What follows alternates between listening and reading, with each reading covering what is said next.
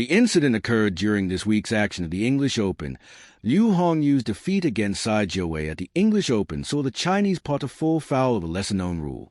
Liu had been looking strong in the fifth frame of the match, with a score tied at 2-2 in a race to 4. Boasting a 21-4 lead, Liu sunk a red but was left scratching his head after the pack failed to split as he'd hoped. Finding himself in a bit of a pickle, the only ball he had a direct view of was a black.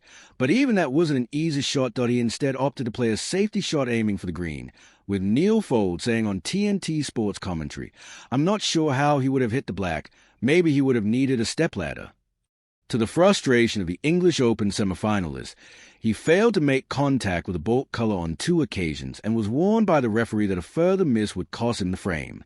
He changed tack slightly, opting to go for the pink.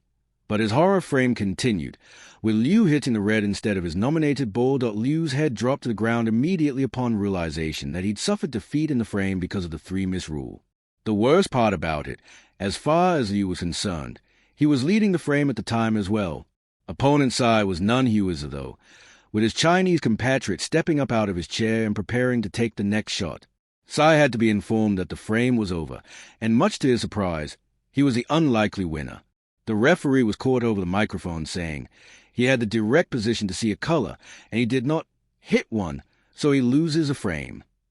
It proved a fatal mistake for Liu, who, in the end, was on the receiving end of a 59 break from Tsai.